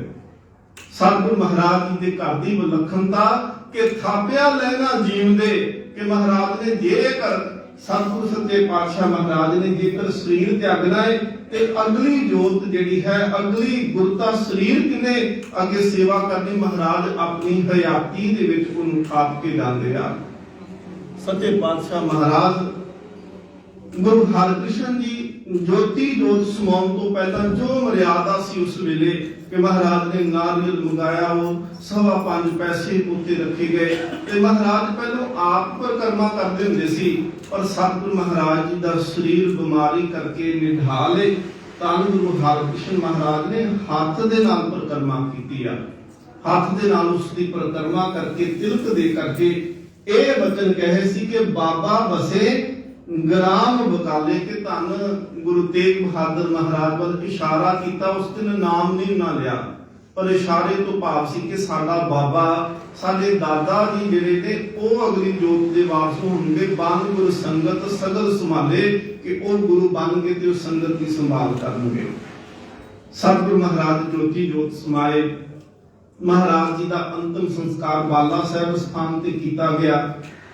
ਸਤਿਗੁਰੂ ਗੁਰੂ ਹਰਿਕ੍ਰਿਸ਼ਨ ਮਹਾਰਾਜ ਜੀ ਦੇ ਸਿਰਫ ਇੰਨੇ ਬਚਨ ਸੀ ਕਿ ਬਾਬਾ ਬਸੇ ਗ੍ਰਾਮ ਬਕਾਲੇ, ਤੇ ਜਿਨ੍ਹਾਂ ਨੇ ਸੁਣ ਲਏ ਉਹਨਾਂ ਨੇ ਜਾ ਕੇ ਉੱਥੇ ਦੁਕਾਨਾਂ ਸ਼ੁਰੂ ਕਰ ਲਈਆਂ। ਅੱਜ ਵੀ ਇਵੇਂ ਹੀ ਹੁੰਦਾ ਹੈ, ਪਰ ਸਾਡੀ ਬਿਰਤੀ ਕਿਤੇ ਹੋਵੇ ਬਾਬਾ ਮੱਖਣ ਸ਼ਾਹ ਵਰਗੀ ਤੇ ਅਸੀਂ ਸੱਚਾ ਗੁਰੂ ਲੱਭ ਸਕੀਏ, ਅਸੀਂ ਇੱਧਰ ਉੱਧਰ ਦੁਕਾਨਾਂ ਤੇ ਨਾ ਕਿਤੇ ਭਟਕਦੇ ਰਹੀਏ। ਸੱਚ ਕੇਵਲ ਇੱਕੋ ਹੀ ਹੁੰਦਾ ਹੈ, ਸੱਚ ਸਦੀਵੀ ਹੁੰਦਾ। ਸੱਚ ਵਿਕਦਾ ਨਹੀਂ, ਸੱਚ ਵਿਕਾਊ ਵੀ ਨਹੀਂ ਹੋ ਸਕਦਾ। ਸੱਚ ਹਮੇਸ਼ਾ ਹੀ ਸੱਚ ਰਹਿੰਦਾ ਹੈ। ਸੱਚ ਦੀ ਤੁਲਨਾ ਕਿਸੇ ਹੋਰ ਵਸਤੂ ਨਾਲ ਵੀ ਨਹੀਂ ਕੀਤੀ ਜਾ ਸਕਦੀ। ਉਧਰ ਇਤਿਹਾਸ ਆਖਦਾ ਹੈ ਕਿ ਬਾਬਾ ਮੱਖਣ ਸ਼ਾਹ ਲੁਬਾਣਾ, ਜਿਨ੍ਹਾਂ ਦਾ ਇਤਿਹਾਸ ਇਹ ਕਹਿੰਦਾ ਹੈ ਕਿ ਗੁਰੂ ਨਾਨਕ ਦੇਵ ਮਹਾਰਾਜ ਜੀ ਦੇ ਸਮੇਂ ਤੇ ਇੱਕ ਸਿੱਖ ਹੋਏ। ਮਹਾਰਾਜ ਗੁਰੂ ਨਾਨਕ ਦੇਵ ਨਾ ਗੁਜਰਾਤ ਜਾਂਦੇ ਆ। ਗੁਜਰਾਤ ਗਏ ਤੇ ਮਹਾਰਾਜ ਜੀ ਨੂੰ ਉੱਥੇ ਇੱਕ ਸਿੱਖ ਬਣਦਾ ਹੈ। ਮਹਾਰਾਜ ਜੀ ਦਾ ਵਪਾਰੀ ਸੀ ਤੇ ਬਹੁਤ ਵੱਡਾ ਵਪਾਰ, ਉਹਦਾ ਨਾਮ ਸੀ ਸੋਨਾ, ਭਾਈ ਸੋਨਾ। ਤੇ ਪੇਲੀਆ ਕਰਕੇ ਉਹਨਾਂ ਦੀ ਸਭ ਕਾਸਟ ਹੈ। ਅੱਜ ਵੀ ਤੁਸੀਂ ਜਾਓ ਲੁਬਾਣੇ ਵਿੱਚ ਦੇਖੋ, ਪੇਲੀਏ ਕਾਸਟ ਦੇ ਵੀ ਹੈ ਉੱਥੇ। ਸੋਨਾ ਪੇਲੀਆ ਕਰਕੇ ਇਤਿਹਾਸ ਨੇ ਲਿਖਿਆ। ਗੁਰੂ ਨਾਨਕ ਦੇਵ ਮਹਾਰਾਜ ਜੀ ਦੀ ਸਿੱਖੀ ਮਿਲੀ, ਸਿੱਖੀ ਦਾ ਪ੍ਰਚਾਰ ਦੂਰ ਦਰਾਡੇ ਦੇ ਇਲਾਕਿਆਂ ਵਿੱਚ ਕੀਤਾ। ਉਹਨਾਂ ਦੇ ਪਰਿਵਾਰ ਦੇ ਵਿੱਚ ਇੱਕ ਹੋਏ ਨੇ ਭਾਈ ਦਾਸਾ ਜੀ, ਨਾਮ ਯਾਦ ਰੱਖ ਲਿਓ। ਜੇ ਨਾ ਪਤਾ ਲੱਗਿਆ ਤੇ ਦੁਬਾਰਾ ਤੁਸੀਂ ਕਥਾ ਤੋਂ ਬਾਅਦ ਫਿਰ ਅਸੀਂ ਸਾਂਝ ਕਰ ਸਕਦੇ ਹਾਂ, ਤੁਸੀਂ ਪੁੱਛ ਸਕਦੇ ਹੋ। ਕਥਾ ਕਰਦਿਆਂ ਕਿਤੇ ਇਸ ਗੱਲ ਦਾ ਨਹੀਂ ਪਤਾ ਲੱਗਦਾ, ਤੁਸੀਂ ਬਾਰ-ਬਾਰ ਪੁੱਛੋ। ਇਹਦੇ ਵਿੱਚ ਗੁਨਾਹ ਨਹੀਂ ਸਮਝਣਾ ਜਾਂ ਹੀਨਤਾ ਨਹੀਂ ਸਮਝਣੀ। ਅਸੀਂ ਗੁਰੂ ਘਰੇ ਆਉਂਦੇ ਆ, ਅਸੀਂ ਸ਼ੰਕੇ ਲੈ ਕਰਕੇ ਇੱਥੋਂ ਵਾਪਸ ਨਹੀਂ ਜਾਣਾ। ਕੋਈ ਵੀ ਸ਼ੰਕਾ ਹੋਵੇ ਉਹਨੂੰ ਨਿਬੇੜ ਕੇ ਜਾਇਆ ਕਰੋ, ਗੱਲ ਕਰਕੇ ਜਾਇਆ ਕਰੋ। ਭਾਈ ਦਾਸਾ ਗੁਰੂ ਹਰਿਰਾਏ ਸਾਹਿਬ ਮਹਾਰਾਜ ਜੀ ਦੇ ਸਮੇਂ ਦੇ ਸਿੱਖ ਨੇ ਤੇ ਗੁਰੂ ਹਰਿਰਾਏ ਸਾਹਿਬ ਨੂੰ ਬੇਨਤੀ ਕੀਤੀ ਸੀ, ਮਹਾਰਾਜ ਜਿੱਦਣ ਮੇਰਾ ਅੰਤਮ ਸਮਾਂ ਹੋਵੇ ਤੁਸੀਂ ਦਰਸ਼ਨ ਜ਼ਰੂਰ ਦਿਓ। ਸਤਿਗੁਰੂ ਮਹਾਰਾਜ ਪਾਤਸ਼ਾਹ ਫਿਰ ਤਕਰੀਬਨ 2.5 ਮਹੀਨੇ ਜਿਹੜਾ ਸੀ ਉਹ ਭਾਈ ਦਾਸਾ ਦੇ ਘਰੇ ਰਹੇ। ਉਹਦਾ ਅੰਤਮ ਸੰਸਕਾਰ ਮਹਾਰਾਜ ਜੀ ਨੇ ਆਪ ਕੀਤਾ। ਕਸ਼ਮੀਰ ਵਿੱਚ ਮਹਾਰਾਜ ਗਏ ਨੇ ਗੁਰੂ ਹਰਿਰਾਏ ਸਾਹਿਬ। ਉਹਨਾਂ ਦੇ ਸੁਪੁੱਤਰ ਨੇ ਬਾਬਾ ਮੱਖਣ ਸ਼ਾਹ ਲੁਬਾਣਾ। ਲੁਬਾਣਾ ਉਹਨਾਂ ਦੀ ਬਰਾਦਰੀ ਤੇ ਨਾਮ ਹੈ ਜੀ ਬਾਬਾ ਮੱਖਣ ਸ਼ਾਹ। ਵਪਾਰ ਕਰਨ ਵਾਸਤੇ ਹਿੰਦੁਸਤਾਨ ਦੀ ਧਰਤੀ ਤੋਂ ਬਾਹਰ ਗਏ, ਵਾਪਸ ਆਉਂਦੇ ਪਏ ਆ ਤੇ ਜਿਹੜੇ ਚੱਕਰਵਾਤ ਬਣਦੇ ਨੇ ਸਮੁੰਦਰਾਂ ਦੇ ਵਿੱਚ, ਬਰੇਤਾ ਬਣਦਾ ਹੈ, ਉੱਥੇ ਜਹਾਜ਼ ਜਿਹੜਾ ਸੀ ਉਹ ਫਸ ਗਿਆ ਤੇ ਅੱਗੇ ਪਿੱਛੇ ਤੁਰੇ ਨਾ ਤੇ ਸਮੁੰਦਰ ਦੀਆਂ ਲਹਿਰਾਂ ਉਸ ਦਿਨ ਤੂਫਾਨ ਵਰਗਾ ਰੂਪ ਧਾਰਨ ਕੀਤਾ। ਸਾਰੇ ਮਲਾਹ ਜਿਹੜੇ ਸਨ, ਜਹਾਜ਼ ਨੂੰ ਚਲਾਉਣ ਵਾਲੇ ਪਾਇਲਟ ਜਿਹੜੇ ਸਨ, ਸਾਰੇ ਘਬਰਾ ਗਏ। ਹੁਣ ਸਾਰੇ ਆਖਦੇ ਸ਼ਾਹ ਜੀ ਅੱਜ ਨਹੀਂ ਬਚਦੇ ਆਪਾਂ, ਅੱਜ ਸਾਡੀ ਕਹਾਣੀ ਸਾਰਿਆਂ ਦੀ ਖਤਮ। ਸਾਰੇ ਡੋਲਦੇ ਪਏ ਨੇ, ਉਹ ਜਹਾਜ਼ ਵੀ ਡੋਲਦਾ ਪਿਆ ਹੈ। ਜੇਕਰ ਉਸ ਸਮੁੰਦਰ ਦੀਆਂ ਡੋਲਦੀਆਂ ਲਹਿਰਾਂ ਵਿੱਚ, ਡੋਲਦੇ ਜਹਾਜ਼ ਵਿੱਚ, ਡੋਲਦੇ ਲੋਕਾਂ ਵਿੱਚ ਜੇਕਰ ਕੋਈ ਨਹੀਂ ਡੋਲਿਆ, ਉਹ ਬਾਬਾ ਮੱਖਣ ਸ਼ਾਹ ਲੁਬਾਣਾ ਹੈ। ਬਾਬਾ ਮੱਖਣ ਸ਼ਾਹ ਜੀ ਨੇ ਉੱਥੇ ਫਿਰ ਜਪਜੀ ਸਾਹਿਬ ਦਾ ਪਾਠ ਕੀਤਾ। ਜਪਜੀ ਸਾਹਿਬ ਦੇ ਪਾਠ ਕਰਨ ਤੋਂ ਬਾਅਦ ਵਿੱਚ ਗੁਰੂ ਨਾਨਕ ਦੇਵ ਜੀ ਦੀ ਜੋਤ ਚਰਨਾਂ 'ਚ ਅਰਦਾਸ ਕੀਤੀ ਕਿ ਸੱਚੇ ਪਾਤਸ਼ਾਹ ਮਹਾਰਾਜ ਕਿਰਪਾ ਕਰੋ, ਜਹਾਜ਼ ਬੰਨੇ ਲੱਗ ਜਾਏ, ਕੰਢੇ ਤੇ ਪਹੁੰਚ ਜਾਏ। ਅਰਦਾਸ ਵਿੱਚ ਬਹੁਤ ਵੱਡੀ ਤਾਕਤ ਹੈ ਜੀ, ਪਰ ਅਰਦਾਸ ਕੱਲੀ ਨਹੀਂ ਸਫਲ ਕਦੀ ਵੀ ਹੁੰਦੀ। ਜਦੋਂ ਅਰਦਾਸ ਕਰੋ ਨਾਲ ਦੋ ਸ਼ਬਦ ਹੋਰ ਚੇਤੇ ਰੱਖਿਓ, ਇੱਕ ਅਰਦਾਸ, ਦੂਸਰਾ ਵਿਸ਼ਵਾਸ ਤੇ ਤੀਸਰੀ ਆਸ। ਧਿਆਨ ਨਾਲ ਸੁਣਿਓ, ਅਰਦਾਸ, ਵਿਸ਼ਵਾਸ ਤੇ ਆਸ। ਅਰਦਾਸ ਕਰਦਿਆਂ ਇਹ ਵਿਸ਼ਵਾਸ ਰੱਖਿਓ ਕਿ ਗੁਰੂ ਨੇ ਸਾਡੀ ਸੁਣ ਲਈ ਆ ਤੇ ਗੁਰੂ ਕਿਰਪਾ ਕਰ ਦੇਵੇਗਾ। ਤੇ ਵਿਸ਼ਵਾਸ ਤੋਂ ਬਾਅਦ ਵਿੱਚ ਜਦੋਂ ਵਿਸ਼ਵਾਸ ਬਣ ਗਿਆ, ਉਦੋਂ ਫਿਰ ਆਸ ਰੱਖੋ ਕਿ ਗੁਰੂ ਦੀ ਕਿਰਪਾ ਹੋਣ ਹੀ ਵਾਲੀ ਹੈ ਸਾਡੇ ਤੇ। ਯਕੀਨ ਰੱਖੋਗੇ, ਭਰੋਸਾ ਰੱਖੋਗੇ, ਫਿਰ ਅਰਦਾਸਾਂ ਪੂਰੀਆਂ ਹੁੰਦੀਆਂ ਨੇ। ਨਹੀਂ ਤੇ ਬਹੁਤੇ ਨੇ ਅਰਦਾਸ ਇੱਥੇ ਕੀਤੀ, ਉੱਥੋਂ ਤੱਕ ਜਾਂਦੇ ਆ, ਫਿਰ ਸੋਚਦੇ ਹੁਣ ਕਿੱਥੇ ਚਲੀਏ, ਹੁਣ ਕਿੰਦੇ ਨਾਲ ਜਾ ਕੇ ਗੱਲ ਕਰੀਏ। ਯਕੀਨ ਹੀ ਨਹੀਂ ਹੁੰਦਾ, ਭਰੋਸਾ ਥੋੜੀ ਹੁੰਦਾ ਹੈ ਕਿ ਗੁਰੂ ਸਾਹਿਬ ਨੇ ਪਤਾ ਨਹੀਂ ਸੁਣੀ ਆ ਕਿ ਨਹੀਂ ਸੁਣੀ, ਜਦੋਂ ਹੋਰ ਕਿਸੇ ਕੋਲ ਜਾਂਦੇ ਆ, ਫਲਾਣੇ ਨੂੰ ਜਾ ਕੇ ਆਖਦੇ ਆ ਕੰਮ ਨਹੀਂ। ਅਰਦਾਸ, ਵਿਸ਼ਵਾਸ ਤੇ ਆਸ, ਇਹ ਤਿੰਨੇ ਚੀਜ਼ਾਂ ਜ਼ਰੂਰੀ ਆ। ਮਹਾਰਾਜ ਜੀ ਦੇ ਚਰਨਾਂ 'ਚ ਅਰਦਾਸ ਕੀਤੀ, ਬੇੜਾ ਜਿਹੜਾ ਸੀ ਉਹ ਕੰਢੇ ਤੇ ਲੱਗਿਆ ਤੇ ਮਨ ਦੇ ਵਿੱਚ ਇਹ ਆਸ ਰੱਖ ਲਈ ਕਿ ਸੱਚੇ ਪਾਤਸ਼ਾਹ ਮੈਂ ਹੁਣ ਭੇਟਾ ਕਰਨੀ ਮਾਇਆ ਤੇ 500 ਮੋਹਰਾਂ ਮੈਂ ਇਹ ਜਿਹੜੀ ਆ ਅਰਦਾਸ ਦੀ ਭੇਟਾ ਦੇਣੀ ਆ। ਉਹਨੂੰ ਸੁਖਨਾ ਨਹੀਂ ਕਹਿਣਾ, ਸੁਖਨਾ ਜਿਹੜੀ ਆ ਉਹ ਤੇ ਮੁੱਲ ਹੋ ਗਿਆ ਨਾ ਜੀ, ਉਹਦੇ ਅਸੀਂ ਸੌਦਾ ਕਰ ਲਿਆ ਜੀ, ਜੇ ਤੂੰ ਆਹ ਦੇਗਾ ਤੇ ਮੈਂ ਤੈਨੂੰ ਆਹ ਦੇ ਦਾਂਗਾ। ਮਹਾਰਾਜ ਆਹ ਸੁਖ ਦੇ ਦੀ ਤੇ 40 ਦਿਨ ਗੁਰਦੁਆਰੇ ਆਵਾਂਗਾ। ਮਹਾਰਾਜ ਆਹ ਕੰਮ ਬਣ ਜੇ ਤਾਂ 40 ਦਿਨ ਮੈਂ ਪਾਠ ਕਰਾਂਗੇ। ਇੱਥੇ ਸੌਦੇਬਾਜ਼ੀ ਆ, ਗੰਦੀ ਗਨੀ ਨਹੀਂ ਕੋਈ ਛੁੱਟੇ, ਗਿਣਤੀਆਂ ਮਿੰਤੀਆਂ ਨਾਲ ਛੁਟਕਾਰਾ ਨਹੀਂ। ਇੱਥੇ ਮਹਾਰਾਜ ਕਹਿੰਦੇ ਕਿਰਤ ਕਰਮ ਕੇ ਵਿਛੜੇ, ਕਰ ਕਿਰਪਾ ਵੇਲੋ ਰਾਮ। ਅੱਗੇ ਗਿਣਤੀਆਂ ਮਿੰਤੀਆਂ ਨਾਲ ਤੇ ਅਸੀਂ ਵਿਛੜੇ ਪਏ ਆ, ਤੇਰੀ ਕਿਰਪਾ ਨਾਲ ਮਿਲਾਪ ਹੋਣਾ ਹੈ। ਜਿੱਦਣ ਵਾਪਸ ਪਹੁੰਚੇ, ਘਰੇ ਜਾਂਦਿਆਂ ਪਰਿਵਾਰ ਨੂੰ ਨਾਲ ਲਿਆ। ਬਾਬਾ ਮੱਖਣ ਸ਼ਾਹ ਇੱਕ ਐਸੀ ਸ਼ਖਸੀਅਤ ਸੀ ਕਿ ਜਿਨ੍ਹਾਂ ਨੂੰ ਫੌਜ ਰੱਖਣ ਦੀ ਵੀ ਇਜਾਜ਼ਤ ਸੀ, ਫੌਜ ਨਾਲ ਰੱਖ ਲੈਂਦੇ ਸੀ, ਤੋਪਾਂ ਨਾਲ ਰੱਖ ਸਕਦੇ ਸੀ, ਹਥਿਆਰਬੰਦ ਲੋਕ ਨਾਲ ਸੀ। ਲੁਬਾਣੇ ਦੇ ਅਰਥ ਬਹੁਤ ਕੀਤੇ, ਜਿਹਨੂੰ ਲੋਭ ਨਹੀਂ, ਜਿਹੜਾ ਲੋਭਵਾਨ, ਜਿਹੜਾ ਲੂਣ ਦਾ ਵਪਾਰ ਕਰਦਾ ਹੈ, ਜਿਹੜਾ ਅਸਲੇ ਦੇ ਵਿੱਚ ਲੂਣ ਪੈਂਦਾ ਸੀ। ਲੋਭਬਾਨਾ, ਜਿਹੜਾ ਲੋਹੇ ਦਾ ਬਾਣਾ ਪਹਿਨਦਾ ਹੈ, ਸ਼ਸਤਰ ਪਹਿਨਦਾ ਹੈ, ਉਹਨੂੰ ਵੀ ਲੁਬਾਨਾ ਕਿਹਾ ਗਿਆ।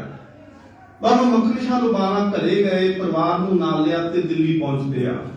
ਪਤਾ ਲੱਗਿਆ ਕਿ ਗੁਰੂ ਹਰਕ੍ਰਿਸ਼ਨ ਮਹਾਰਾਜ ਜੋਤੀ ਜੋਤ ਸਮਾਏ ਨੇ ਤੇ ਮਹਾਰਾਜ ਨੇ ਇਹ ਕਿਹਾ ਕਿ ਬਾਬਾ ਬਸੇ ਗ੍ਰਾਮ ਬਕਾਲੇ, ਬੰਗ ਸੰਗਤ ਸਦਾ ਸੰਭਾਲੇ। ਬਾਬਾ ਮੱਖਣ ਸ਼ਾਹ ਉੱਥੋਂ ਚੱਲ ਪਏ, ਬਾਬੇ ਬਕਾਲੇ ਦੀ ਧਰਤੀ ਤੇ ਆਏ। ਹੁਣ ਆ ਕੇ ਕੀ ਦੇਖਦੇ ਆ ਕਿ ਇੱਥੇ ਤੇ 22 ਜਾਣੇ ਬੈਠੇ ਆ, ਉਹ ਸਾਰੇ ਆਖਦੇ ਆ ਕਿ ਮੈਂ ਗੁਰੂ ਆ ਤੇ ਮੈਨੂੰ ਕਿਹਾ ਹੈ ਹਰਕ੍ਰਿਸ਼ਨ ਮਹਾਰਾਜ ਜੀ ਨੇ ਕਿ ਇਹੀ ਗੁਰੂ ਹੋਣਗੇ। ਹੁਣ ਸਿੱਖ ਜਿਹੜਾ ਹੈ ਨਾ, ਉਹਨੂੰ ਸਮਝਿਆ ਕਿ ਗੁਰੂ ਲੱਭਣਾ ਕਿਵੇਂ ਆ, ਸੱਚਾ ਗੁਰੂ ਲੱਭੀ ਦਾ ਕਿਵੇਂ ਆ।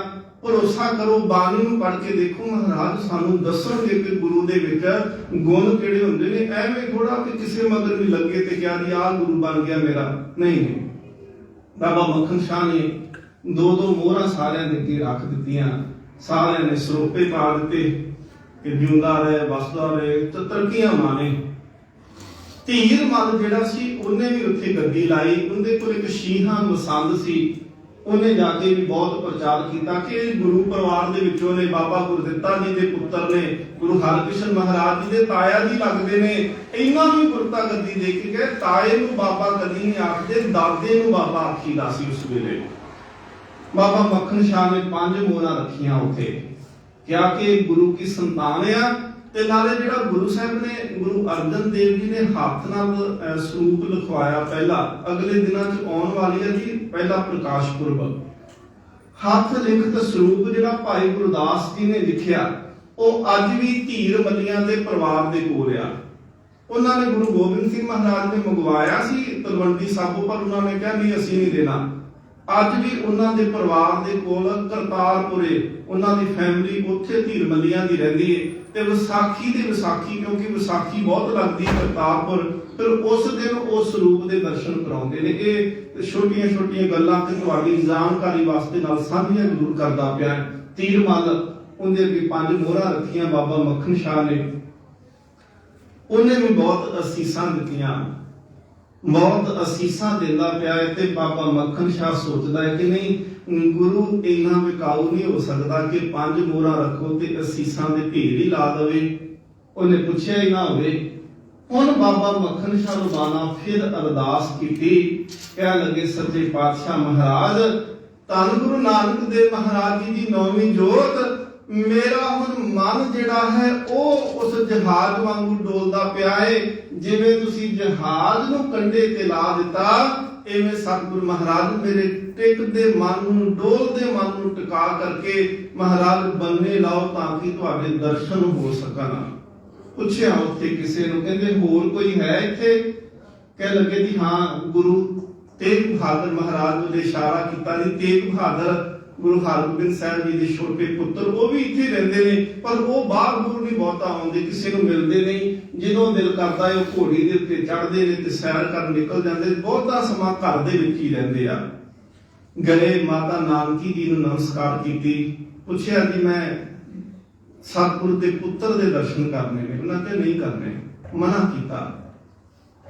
ਇੱਕ ਇਤਿਹਾਸ ਦੇ ਵਿੱਚ ਲਿਖਿਆ ਹੈ ਕਿ ਜਦੋਂ ਬਾਬਾ ਮੱਖਣ ਸ਼ਾਹ ਰਬਾਨਾ ਗੁਰੂ ਤੇਗ ਬਹਾਦਰ ਨੂੰ ਮਿਲਣ ਵਾਸਤੇ ਗਿਆ ਤੇ ਸਾਰੇ ਲੋਕੀ ਮਗਰ ਸੀ, ਨਾਲ ਫੌਜ ਵੀ ਸੀ। ਰੌਲਾ ਰੱਪਾ ਬਹੁਤ ਸੀ, ਕਿੱਧਰ ਚੱਲਿਆ ਇਹ ਸ਼ਾਹ? ਇਹ ਬੜੇ ਲੋਕੀ ਨਾਲ ਤੁਰੇ ਜਾਂਦੇ ਤੇ ਰੌਲਾ ਪਿਆ। ਜਦੋਂ ਆਵਾਜ਼ ਪਈ, ਗੁਰੂ ਤੇਗ ਬਹਾਦਰ ਮਹਾਰਾਜ ਨੇ ਗੜੀਏ ਨੂੰ ਕਿਹਾ ਸੀ, ਭਾਈ ਗੜੀਆ ਇਹ ਇੰਨਾ ਰੌਲਾ ਕਾਹਦਾ? ਕਹਿੰਦੇ ਮਹਾਰਾਜ ਮੱਖਣ ਸ਼ਾਹ ਆਇਆ ਏ। ਸਤਿਗੁਰੂ ਮਹਾਰਾਜ ਕਹਿੰਦੇ ਉਹਨੂੰ ਜਾ ਕੇ ਕਹੋ ਕਿ ਜਦੋਂ ਗੁਰ ਘਰ ਦੇ ਵਿੱਚ ਆਈਦਾ ਏ ਉਦੋਂ ਇਹਨਾਂ ਰੌਲਾ ਪਾ ਕੇ ਨਹੀਂ ਆਈਦਾ, ਉਦੋਂ ਨਿਮਰਤਾ ਤੇ ਅਧੀਨਤਾ ਦੇ ਨਾਲ ਆਈਦਾ ਹੈ। ਉਹਦੇ ਮਨ 'ਚ ਉਦੋਂ ਵੀ ਬਿਲਕੁਲ ਟਿਕਾਣੇ ਤੇ ਤੀਰ ਜਾ ਕੇ ਵੱਜਿਆ ਕਿ ਗੁਰੂ ਹੀ ਹੋ ਸਕਦਾ ਜਿਹੜਾ ਸਿੱਧੀ ਗੱਲ ਆਖਦਾ ਹੈ ਕਿ ਤੂੰ ਇੱਥੇ ਭਾਈ ਗਲਤ ਆ। ਦੂਜੇ ਤੇ ਸਰੂਪੇ ਪਾਈ ਜਾਂਦੇ ਨੇ 2-2 ਮੋਹਰਾਂ ਦੇ ਬਦਲੇ। ਬਾਬਾ ਮੱਖਣ ਸ਼ਾਹ ਨੇ ਜਾ ਕੇ ਕਿਹਾ, ਕਹਿਣ ਲੱਗੇ ਦਰਸ਼ਨ ਕਰਨੇ ਨੇ। ਕਹਿੰਦੇ ਨਹੀਂ, ਕਹਿੰਦੇ ਇੱਕ ਵਾਰੀ ਆਖੋ ਕਿ ਦਰਸ਼ਨ ਕਰਨੇ ਆ। ਸਤਿਗੁਰੂ ਮਹਾਰਾਜ ਜੀ ਨੇ ਇਜਾਜ਼ਤ ਦਿੱਤੀ, ਗਏ ਅੰਦਰ ਜੀ। ਉੱਥੇ ਬਾਬਾ ਮੱਖਣ ਸ਼ਾਹ ਜੀ ਨੇ 5 ਮੋਹਰਾਂ ਰੱਖੀਆਂ ਕਿ ਗੁਰੂ ਦਾ ਪੁੱਤਰ ਹੈ, ਤੇ ਜੇ ਗੁਰੂ ਹੈ ਤੇ ਫਿਰ ਆਪੇ ਕਹਿ ਦੇਗਾ ਕਿ ਤੂੰ ਇਹ ਕਿਹਾ ਸੀ ਕਿ ਅਰਦਾਸ ਭੇਟ 500 ਦਵਾਂਗਾ। ਜਦੋਂ 5 ਮੋਹਰਾਂ ਰੱਖੀਆਂ ਤੇ ਮਹਾਰਾਜ ਮੁਸਕਰਾਏ। ਗੁਰੂ ਤੇਗ ਬਹਾਦਰ ਸੱਚੇ ਪਾਤਸ਼ਾਹ ਇਤਿਹਾਸਕਾਰ ਕਹਿੰਦੇ ਮਹਾਰਾਜ ਇੰਨਾ ਕੁ ਵਿਰਾਗ 'ਚ ਰਹਿੰਦੇ ਸੀ ਕਿ ਮਹਾਰਾਜ ਜੀ ਦੀਆਂ ਜਿਹੜੀਆਂ ਅੱਖਾਂ ਦੀ ਪੁਤਲੀਆਂ ਸਾਈਡਾਂ ਤੋਂ ਇਹ ਚਿੱਟੀਆਂ ਹੋ ਚੁੱਕੀਆਂ ਸੀ। ਹਰ ਵੇਲੇ ਨੇਤਰਾਂ 'ਚ ਜਲ ਰਹਿਣਾ, ਜਿੱਦਾਂ ਕੋਈ ਬਹੁਤਾ ਰੋਂਦਾ ਤੇ ਅੱਖਾਂ ਚਿੱਟੀਆਂ ਹੋ ਜਾਂਦੀਆਂ ਨਾ, ਉਵੇਂ ਮਹਾਰਾਜ ਜੀ ਦੇ ਨੇਤਰ ਜਲ ਨਾਲ ਸਿੱਧਰ ਰਹਿੰਦੇ ਸੀ। ਕਦੀ ਕਦੀ ਮੁਸਕਰਾਉਣਾ ਮਹਾਰਾਜ ਜੀ ਨੇ। ਮਹਾਰਾਜ ਮੁਸਕਰਾ ਕੇ ਆਖਦੇ ਨੇ ਮੱਖਣ ਸ਼ਾਹ ਚਾਦਰਾ ਮੋਢੇ ਤੋਂ ਪਾਸੇ ਕੀਤਾ ਤੇ ਇਹ ਕਿਹਾ ਸੀ, ਕਹਿੰਦੇ ਮੱਖਣ ਸ਼ਾਹ ਗੱਲ 5 ਜਾਂ 500 ਦੀ ਨਹੀਂ, ਗੱਲ ਹੈ ਅਰਦਾਸ ਭੇਟ ਕਰਨ ਦੀ। ਆ ਦੇਖ ਅਜੇ ਮੋਢੇ ਦੇ ਉੱਤੋਂ ਕਾਸੀ ਦੀ ਮਿੱਟੀ ਦੇ ਨਿਸ਼ਾਨ ਅਜੇ ਵੀ ਆ। ਤੇਰਾ ਜਹਾਜ਼ ਬੰਨੇ ਲਾਇਆ ਸੀ ਤੇ ਕਾਸੀ ਸਾਡੇ ਮੋਢੇ ਦੇ ਉੱਤੇ ਆ। ਮਹਾਰਾਜ ਬੜੇ ਬਿਆੰਤ ਨੇ ਜੀ ਗੁਰੂ ਤੇਗ ਬਹਾਦਰ। ਕਿਤੇ ਘਬਰਾਇਆ ਨਾ ਕਰੋ ਕਿ ਹੁਕਮਨਾਮਾ ਆ ਜੇ ਕਿ ਜੋ ਦਾ ਦੁੱਖ ਮੈਂ ਦੁੱਖ ਨਹੀਂ ਮਾਨੇ, ਕਿ ਪਤਾ ਨਹੀਂ ਅੱਜ ਕੀ ਹੋ ਜਾਣਾ ਕਿ ਦੁੱਖਾਂ ਵਾਲਾ ਸ਼ਾਇਦ ਹੁਕਮਨਾਮਾ ਨਹੀਂ। ਮਹਾਰਾਜ ਤੇ ਬੜੀ ਕਿਰਪਾ ਕਰਦੇ ਆ ਜੀ। ਉਹ ਮਹਾਰਾਜ ਕਹਿੰਦੇ ਨੇ ਗੁਰ ਕਿਰਪਾ ਜਿਹ ਨਰ ਕੋ ਕੀਨੀ ਤੇ ਇਹ ਜੁਗਤ ਪਛਾਨੀ ਨਾਨਕ ਲੀਨ ਭਇਓ ਗੋਬਿੰਦ ਸਿਓ ਜਿਉ ਪਾਣੀ ਸੰਪਾਨੀ। ਛੋਟੀ ਜਿਹੀ ਸਾਖੀ ਕਹਿ ਕੇ ਫਿਰ ਇਤਿਹਾਸ ਵੱਲ ਆਉਂਦੇ ਆ। ਸਤਿਗੁਰੂ ਮਹਾਰਾਜ ਧਮਧਾਮ ਗਏ ਨੇ ਗੁਰਤਾ ਗੱਦੀ ਤੋਂ ਬਾਅਦ ਵਿੱਚ। ਉੱਥੇ ਇੱਕ ਸਿੱਖ ਸੀ ਜਿਹਦਾ ਨਾਂ ਸੀ ਰਾਮਦਾਸ। ਉਹਨੂੰ ਭਾਈ ਮੀਆਂ ਕਰਕੇ ਵੀ ਆਖਿਆ ਗਿਆ। ਧਮਧਾਮ ਦਾ ਇਲਾਕਾ ਜਿਹੜਾ ਸੀ ਨਾ, ਹਰਿਆਣੇ ਰਾਜਸਥਾਨ ਦਾ ਇਲਾਕਾ ਹੈ ਤੇ ਰੇਤਲਾ ਇਲਾਕਾ ਸੀ। ਹਵਾ ਵਗਣੀ ਤੇ ਮਿੱਟੀ ਉੱਡ ਪੈਣੀ। ਭਾਈ ਮੀਆਂ ਨੇ ਸਿਰ ਦੇ ਉੱਤੇ ਵੱਡੀ ਦਸਤਾਰ ਬੰਨੀ ਤੇ ਗਾਗਰ ਪਾਣੀ ਦਾ ਟੋਭਾ ਜਿੱਥੇ ਸੀ ਗਾਗਰਾਂ ਭਰਨੀਆਂ, ਪਾਣੀ ਲਿਆ ਕੇ ਲੰਗਰ ਵਾਸਤੇ ਵੀ ਪ੍ਰਬੰਧ ਕਰਨਾ, ਸੇਵਾ ਪੂਰੀ ਕਰਨੀ। ਜਿੱਥੇ ਸੰਗਤ ਨੇ ਬੈਠਣਾ ਉੱਥੇ ਪਾਣੀ ਐਵੇਂ ਪਰੋਲ ਦੇਣਾ ਜਿਵੇਂ ਮੀਂਹ ਪੈ ਕੇ ਹਟਿਆ ਹੋਵੇ। ਅੱਜ ਤੇ ਅਸੀਂ ਜਿੱਥੇ ਰੋਟੀ ਖਾਧੀ ਉਹ ਕੁਰਸੀ ਵੀ ਉੱਥੇ ਪਈ ਹੁੰਦੀ ਹੈ, ਇਹ ਵੀ ਨਹੀਂ ਸੋਚਦੇ ਕਿ ਇਹਨੂੰ ਉੱਥੇ ਹੀ ਲਾ ਦਈਏ ਜਿੱਥੋਂ ਚੁੱਕ ਕੇ ਅਸੀਂ ਬੈਠੇ ਸੀ।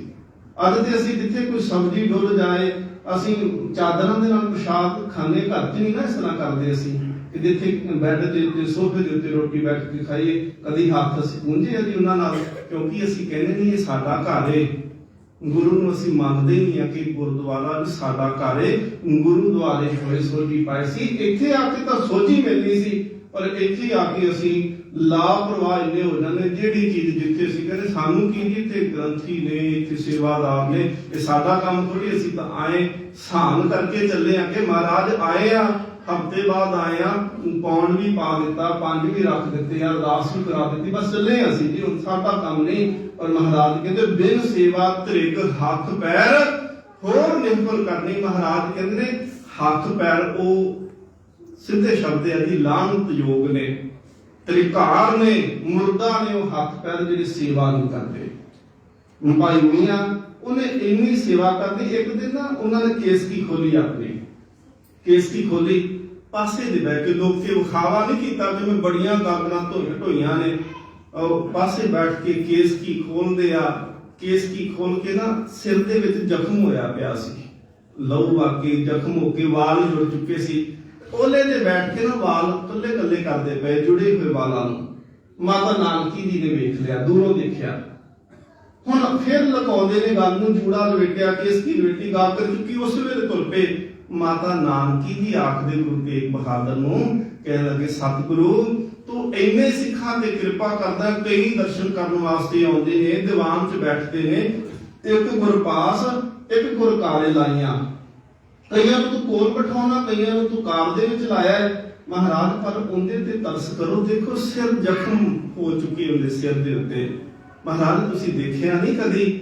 ਸਤਿਗੁਰੂ ਗੁਰੂ ਤੇਗ ਬਹਾਦਰ ਮਹਾਰਾਜ ਆਖਦੇ ਨੇ, ਮਾਂ ਜਾ ਕੇ ਪੁੱਛਿਓ ਮੀਹੇ ਨੂੰ, ਉਹਦੇ ਸਿਰ ਦੇ ਵਿੱਚ ਜ਼ਖਮ ਤਾਂ ਹੈ ਨਾ, ਪਰ ਦਰਦ ਕਦੀ ਨਹੀਂ ਹੋਈ। ਉਹ ਗਾਗਰ ਉਹ ਚੁੱਕਦਾ ਏ ਤੇ ਚੀਸ ਸਾਡੇ ਕਾਲ ਦੇ ਵਿੱਚ ਪੈਂਦੀ, ਦਰਦ ਉਹਦੀ ਅਸੀਂ ਸਹਾਰਦੇ ਪਏ ਆ। ਬਾਬਾ ਮੱਖਣ ਸ਼ਾਹ ਨੂੰ ਉਹ ਜਿਹੜਾ ਮੋਢੇ ਤੇ ਦਿਖਾਇਆ ਨਾ, ਕਾਸੀ ਲੱਗੀ, ਮਹਾਰਾਜ ਕਹਿੰਦੇ ਆ ਕਾਸੀ ਇਸ ਗੱਲ ਦੀ ਪ੍ਰਤੀਕ ਆ ਕਿ ਬੇੜਾ ਤੇਰਾ ਡੋਲਦਾ ਪਿਆ ਸੀ ਤੇ ਮੋਢਾ ਅਸੀਂ ਦੇ ਕਰਕੇ ਉੱਥੇ ਆਏ ਸੀ। ਸਤਿਗੁਰੂ ਮਹਾਰਾਜ ਭੇਟਾ ਰੱਖ ਦਿੱਤੀ ਅੱਗੇ ਜੀ। ਹੁਣ ਕਹਿੰਦਾ ਮਹਾਰਾਜ ਇੱਕ ਕਿਰਪਾ ਹੋਰ ਕਰੋ, ਸੱਚੇ ਪਾਤਸ਼ਾਹ ਮਹਾਰਾਜ ਦਰਸ਼ਨ ਸੰਗਤ ਨੂੰ ਦੋ। ਦਰਸ਼ਨ ਤਾਂ ਗਵਾਚੀ ਫਿਰਦੀ, ਕੋਈ ਕਿਸੇ ਦੇ ਬੂਹੇ ਅੱਗੇ ਜਾ ਕੇ ਮੱਥੇ ਟੇਕੀ ਜਾਂਦਾ, ਕੋਈ ਧੀਰ ਮੱਲ ਨੂੰ ਟੇਕੀ ਜਾਂਦਾ ਹੈ, ਇਹ ਤਾਂ ਬਾਈ ਬੈਠੇ ਹੋਏ ਨੇ। ਮਹਾਰਾਜ ਸੱਚੇ ਪਾਤਸ਼ਾਹ ਕਹਿੰਦੇ ਨਹੀਂ, ਬਿਲਕੁਲ ਨਹੀਂ, ਅਸੀਂ ਟਿਕਣਾ ਚਾਹੁੰਦੇ ਆ। ਸਤਿਗੁਰੂ ਮਹਾਰਾਜ ਨੂੰ ਕਹਿੰਦਾ ਨਹੀਂ ਮਹਾਰਾਜ ਮੈਂ ਫਿਰ ਦੱਸਣਾ ਚਾਹੁੰਦੇ ਆ। ਮਹਾਰਾਜ ਕਹਿੰਦੇ ਨੇ ਮੂੰਹ ਕਾਲਾ ਕੀਤਾ ਜਾਏਗਾ ਜੇ ਰੌਲਾ ਪਾਏਗਾ ਤਾਂ। ਮੱਖਣ ਸ਼ਾਹ ਜੇ ਰੌਲਾ ਪਾਏਗਾ ਤੇ ਮੂੰਹ ਕਾਲਾ ਕਰਾਂਗੇ। ਸਤਿਗੁਰੂ ਮਹਾਰਾਜ ਜੀ ਦਾ ਹੁਕਮ ਸੁਣ ਲਿਆ, ਕਹਿੰਦਾ ਮਹਾਰਾਜ ਮੈਂ ਚੱਲਿਆ ਤੇ ਕਹਿਣ ਵਾਸਤੇ।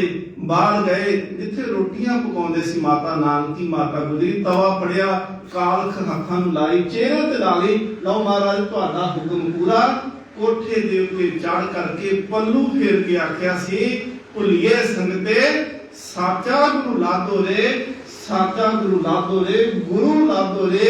ਉੱਥੇ ਫਿਰ ਜਦੋਂ ਇੱਕ ਵਿਦਵਾਨ ਕਹਿੰਦਾ ਹੈ, ਕਹਿੰਦੇ ਸ਼ਾਹਾਂ ਤੇ ਸ਼ਾਹ ਨੇ ਕੋਠੇ ਚੜ ਕੇ ਰੌਲਾ ਪਾਇਆ, ਗੁਰੂ ਲਾਦੋ ਰੇ, ਗੁਰੂ ਲਾਦੋ ਰੇ, ਉਹਨੇ ਸਭ ਨੂੰ ਆਖ ਸੁਣਾਇਆ। ਇੱਕ ਸ਼ਾਹਾਂ ਦੇ ਸ਼ਾਹ ਨੇ ਆਪਣੇ ਘਰ ਨੂੰ ਲਾਗੂ ਲਾਇਆ, ਉਹਨੇ ਆਪਣਾ ਫਰਜ਼ ਨਿਭਾਇਆ, ਉਹਨੇ ਵੀ ਆਪਣਾ ਫਰਜ਼ ਨਿਭਾਇਆ। ਦੋ ਸ਼ਾਹ, ਇੱਕ ਨੇ ਪ੍ਰਗਟ ਕੀਤਾ ਗੁਰੂ ਲਾਦੋ ਰੇ, ਇੱਕ ਨੇ ਘਰ ਨੂੰ ਅੱਗ ਲਾ ਕੇ ਆਪਣੇ ਸਤਿਗੁਰਾਂ ਦਾ ਸੰਸਕਾਰ ਕੀਤਾ। ਲੱਖੀ ਸ਼ਾਹ ਬੰਜਾਰਾ, ਇੱਕ ਸ਼ਾਹ ਛਪਾਉਂਦਾ ਪਿਆ ਹੈ, ਇੱਕ ਸ਼ਾਹ ਪ੍ਰਗਟ ਕਰਦਾ ਹੈ। ਤੇ ਇਤਿਹਾਸਕਾਰ ਵਿਦਵਾਨ ਲਿਖਦਾ ਹੈ ਉਹਨੇ ਵੀ ਆਪਣਾ ਫਰਜ਼ ਨਿਭਾਇਆ, ਉਹਨੇ ਵੀ ਆਪਣਾ ਫਰਜ਼ ਨਿਭਾਇਆ। ਸਤਿਗੁਰੂ ਮਹਾਰਾਜ ਪ੍ਰਗਟ ਹੁੰਦੇ ਨੇ। ਆ 12 ਅਗਸਤ ਨੂੰ ਆਉਣਾ ਇਹ ਸਮਾਗਮ, ਗੁਰੂ ਲਾਦੋ ਰੇ ਦਿਵਸ ਹੈ। ਮਹਾਰਾਜ ਅੱਗੇ ਭੇਟਾਂ ਰੱਖੀਆਂ ਗਈਆਂ, ਧੀਰ ਮੱਲ ਨੇ ਗੋਲੀ ਚਲਾਈ, ਛੀਏ ਬਸੰਤ ਨੇ ਗੋਲੀ ਚਲਾਈ। ਮਹਾਰਾਜ ਫਿਰ ਵੀ ਸ਼ਾਂਤ ਨੇ, ਭਲੇ ਧੀਰ ਮੱਲ, ਭਲੇ ਧੀਰ ਮੱਲ, ਭਲੇ ਧੀਰ ਮੱਲ। ਧੀਰ ਮਹਾਰਾਜ ਕਹਿੰਦੇ ਤੇਰਾ ਭਲਾ ਹੋਵੇ। ਇੱਕ ਜ਼ਰੂਰੀ ਬੇਨਤੀ ਕਹਿ ਕੇ ਸਮਾਪਤੀ ਕਰਾਂ। ਪਤਾ ਨਹੀਂ ਕਿ ਅਸੀਂ ਇਤਿਹਾਸ ਜਾਂ ਪੜ੍ਹਿਆ ਨਹੀਂ ਚੰਗੀ ਤਰ੍ਹਾਂ, ਜਾਂ ਅਸੀਂ ਇਤਿਹਾਸ ਸੁਣਿਆ ਨਹੀਂ, ਅਸੀਂ ਬਹੁਤਾ ਦੂਜਿਆਂ ਦੇ ਉੱਤੇ ਡਿਪੈਂਡ ਹੋ ਗਏ। ਅਸੀਂ ਬਾਣੀ ਆਪ ਨਹੀਂ ਪੜ੍ਹੀ, ਅਸੀਂ ਦੂਸਰਿਆਂ ਦੇ ਉੱਤੋਂ ਕਹਿ ਦਿੱਤਾ ਕਿ ਚਲੋ ਸੁਣ ਲਵਾਂਗੇ। ਅਸੀਂ ਆਪ ਨਹੀਂ ਇਤਿਹਾਸ ਪੜ੍ਹਦੇ, ਅਸੀਂ ਆਪ ਨਹੀਂ ਸੁਣਦੇ। ਅਸੀਂ ਇਹ ਵੀ ਸਮਾਂ ਜਿਹੜਾ ਸੀ ਗਵਾ ਦਿੱਤਾ, ਤੇ ਕਿਵੇਂ ਲੋਕਾਂ ਨੇ ਜਿਹੜਾ ਸੀ ਸਾਡੇ ਇਤਿਹਾਸ ਦੇ ਵਿੱਚ ਮਨਮਤ ਜਿਹੜੀ ਸੀ ਕਮੀਆਂ ਜਿਹੜੀਆਂ ਉਹ ਪਾਉਣੀਆਂ ਸ਼ੁਰੂ ਕਰ ਦਿੱਤੀਆਂ ਤੇ ਜੋੜ ਜਿਹੜਾ ਸੀ ਉਹ ਗੁਰੂ ਦੇ ਨਾਲ ਦਿੱਤਾ। ਸਾਨੂੰ ਬਹੁਤ ਸਾਰੀਆਂ ਐਵੇਂ ਦੀਆਂ ਫੋਟੋਆਂ ਬਣਾ ਕਰਕੇ ਵੀ ਸਾਡੇ ਸਾਹਮਣੇ ਰੱਖ ਦਿੱਤੇ। ਮੇਰੀ ਬੇਨਤੀ ਨੂੰ ਟਿਕ ਕਰਕੇ ਥੋੜਾ ਸੁਣ ਲਿਓ ਅੱਜ, ਕਿਉਂਕਿ ਤੁਸੀਂ ਆਉਣ ਵਾਲੇ ਦਿਨਾਂ 'ਚ ਇਹ ਮਨਮਤ ਕਰਨੀ ਆ। ਤੇ ਮੈਂ ਤਾਂ ਬੇਨਤੀ ਪਹਿਲਾਂ ਕਰਨਾ ਚਾਹੁੰਦਾ ਹਾਂ ਕਿ ਸ਼ਾਇਦ ਹੋ ਸਕਦਾ ਹੈ ਕਿ ਕਿਸੇ ਦੇ ਮਨ ਨੂੰ ਇਹ ਲੱਗੇ ਕਿ ਨਹੀਂ ਜੀ ਅਸੀਂ ਮਨਮਤ ਨਹੀਂ ਕਰਨੀ, ਅਸੀਂ ਗੁਰਮਤ ਕਰਨੀ। ਜੋ ਗੁਰੂ ਕਹਿੰਦਾ ਹੈ ਗੁਰ ਕਹਿਆ ਸਰਕਾਰ ਤੁਮਾਰੋ। ਅਸੀਂ ਉਹ ਨਹੀਂ ਕਰਨਾ ਕਿ ਜਬ ਲਗ ਗਏ ਵਿਪਰਨ ਕੀ ਰੀਤ तो मैं ना करूं इनकी प्रतीत। महाराज कहते जिन्नी देर तक पुरानियां रीतां अपनावेगा उन्नी देर तक मेरा भरोसा, मेरा आशीर्वाद या मेरा हाथ तेरे सिर ते नहीं होगा। बेनती है जी मेरी सुनियो, एक साडे कोल ना फोटो मिलती आ सानू ते अगले दिनां विच बहुत लोकां ने इधर उधर भेजनियां सोशल मीडिया ते फेसबुक ते व्हाट्सएप दे उत्ते कि गुरु नानक देव महाराज खलोते ने ते दाड़ा बिल्कुल चिट्टा है महाराज जी का, लागे बेबे नानकी ने ते महाराज जी दे गुट दे उत्ते रखड़ी बांधे पए आ, हाथ दे विच पैसे डिगते पए आ ते थल्ले थाल पैसिਆਂ ਦਾ ਭਰਿਆ ਪਿਆ। ऐसियां फोटोआं बना दित्तियां कि तुहानू जोड़ सको इस मानमत दे नाल, तुसीं ये मानमत करी जाओ। पर असीं कदी नहीं सोचिया कि ये आया कित्थों काम। एक हिंदू धर्म ने एक रीत पैदा की सी सती प्रथा। शायद तुहानू पता होवे कि गुरु अमरदास जी ने एक खत्म की पर्दा प्रथा ते सती प्रथा। सती प्रथा दे विच की हुंदा सी कि जिंदा घर वाला चढ़ाई कर जाना ना, ਉਹ ਇਸਤਰੀ ਨੂੰ ਕਹਿਣਾ ਕਿ ਤੂੰ ਕਿਤੇ ਆਸਰੇ ਤੇ ਜਿਉਣਾ, ਤੂੰ ਵੀ ਸੜੇਗੀ ਦੇ ਨਾਲ। ਉਹਨੂੰ ਅਫੀਮ ਖਵਾਈ ਜਾਣੀ, ਉਹਨੂੰ ਨਸ਼ਾ ਇੰਨਾ ਕੁ ਦੇ ਦੇਣਾ ਕਿ ਕੋਈ ਸੁਰਤ ਨਹੀਂ, ਉਹਨੂੰ ਜਿਉਂਦੀ ਨੂੰ ਆਪਣੇ ਪਤੀ ਦੀ ਚਿਖਾ ਦੇ ਵਿੱਚ ਸੁੱਟ ਦੇਣਾ। ਤੇਰਾ ਕੋਈ ਅਧਿਕਾਰ ਨਹੀਂ ਜਿਉਣ ਦਾ, ਤੂੰ ਨਹੀਂ ਜੀ ਸਕਦੀ। ਹੁਣ ਮਹਾਰਾਜ ਸੱਚੇ ਪਾਤਸ਼ਾਹ ਕਹਿੰਦੇ ਨੇ ਸਤੀਆਂ ਇਹ ਨਾ ਆਖੀਆਂ ਜੇ ਮੜਿਆ ਲੱਗ ਜਾਣ। ਮਹਾਰਾਜ ਕਹਿੰਦੇ ਇਹ ਕਿ ਉਹ ਜਿਉਣਾ ਚਾਹੁੰਦੀ ਹੈ ਨਾ, ਉਹਨੂੰ ਜਿਉਣ ਦਾ ਹੱਕ ਦੇਣਾ ਚਾਹੀਦਾ ਸੀ, ਖੋਣਾ ਨਹੀਂ ਸੀ ਚਾਹੀਦਾ। ਮਹਾਰਾਜ ਨੇ ਵਿਰੋਧ ਕੀਤਾ। ਹਿੰਦੂ ਧਰਮ ਕੀ ਕੀਤਾ? ਪੰਡਤ ਜਿਹੜਾ ਹੈ ਉਹ ਬਹੁਤ ਚਲਾਕ, ਉਹਨੇ ਕਈ ਰੀਤਾਂ ਆਪਣੇ ਫਾਇਦੇ ਵਾਸਤੇ ਸ਼ੁਰੂ ਕੀਤੀਆਂ। ਉਹਨੇ ਦੇਖਿਆ ਕਿ ਇੱਕ ਹੋਰ ਇਹਦੇ ਵਿੱਚੋਂ ਕਾਢ ਕੱਢ ਲਈ। ਉਹਨੂੰ ਜਿਹੜੀ ਇਸਤਰੀ ਜ਼ਿਆਦਾ ਬਚਨ ਪ੍ਰਵਾਨ ਕਰਿਓ ਤੇ ਮੈਂ ਮਾਫੀ ਮੰਗ ਕੇ ਗੁਰੂ ਦੀ ਹਜ਼ੂਰੀ ਵਿੱਚ ਕਹਿਣਾ ਕਿ ਐਵੇਂ ਬਚਨ ਕਹਿਣੇ ਨਹੀਂ ਚਾਹੀਦੇ, ਪਰ ਜੋ ਹਕੀਕਤ ਆ ਉਹਦੇ ਤੋਂ ਅਸੀਂ ਮੁਨਕਰ ਨਹੀਂ ਹੋ ਸਕਦੇ। ਉਹਨੇ ਦੇਖਿਆ ਕਿ ਜਿਹੜੀ ਇਸਤਰੀ ਉਹਨੂੰ ਸੋਹਣੀ ਲੱਗਣੀ, ਜਿਹਦੇ ਤੋਂ ਉਹਨੇ ਪ੍ਰਭਾਵਿਤ ਹੋ ਜਾਣਾ, ਉਹਨੇ ਕਹਿਣਾ ਮੈਂ ਮੰਤਰ ਉਚਾਰਨ ਕਰ ਲੱਗਿਆ, ਹੁਣ ਇਹਨੂੰ ਸੜਨ ਦੀ ਲੋੜ ਨਹੀਂ, ਪਰ ਇਹ ਘਰੇ ਨਹੀਂ ਰਹੇਗੀ, ਨਾ ਸਹੁਰੇ ਰਹੇਗੀ, ਨਾ ਪੇਕੇ ਰਹੇਗੀ, ਇਹ ਮੇਰੀ ਆਸ਼ਰਮ ਵਿੱਚ ਰਹੇਗੀ। ਉਹਦਾ ਸਰੀਰਕ ਸ਼ੋਸ਼ਣ ਕੀਤਾ ਜਾਣਾ। ਪਰ ਉਹਨੂੰ ਇੱਕ ਡਰ ਪਿਆ ਕਿ ਇਹ ਜਿੰਦੀ ਭੈਣ ਹੈ, ਇਹ ਜਿੰਦੀ ਧੀ ਹੈ, ਜੇ ਉਹਨਾਂ ਦਾ ਖੂਨ ਖੋਲਿਆ ਤੇ ਉਹ ਮੈਨੂੰ ਖਤਮ ਕਰ ਦੇਣਗੇ। ਉਹਨੇ ਇੱਕ ਨਵੀਂ ਰੀਤ ਸ਼ੁਰੂ ਕੀਤੀ। ਸਤੀ ਪ੍ਰਥਾ ਚੋਂ ਇੱਕ ਨਵੀਂ ਰੀਤ ਨੇ ਜਨਮ ਲਿਆ। ਉਹ ਸੀ ਰਕਸ਼ਾ ਬੰਧਨ। रक्षा करना, एक बंधन बांध देना, एक गारंटी लै लैनी कि तू मेरी रक्षा करेगा।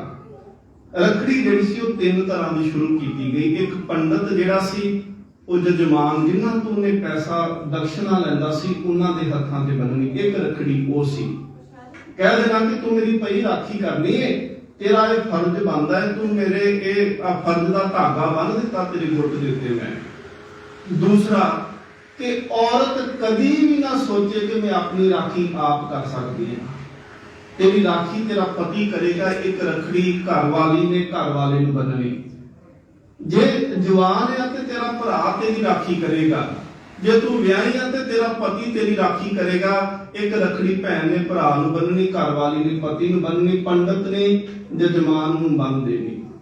इतिहास संभो अपना, इतिहास पढ़ के देखो। बीबी भिखा कौर नूं पढ़ो जिन्हें सरसा नदी के कंढे ते जालिम हुकूमत नाल जंग लड़ी ते पहली सिख इतिहास की शहीद बीबी हुई आ।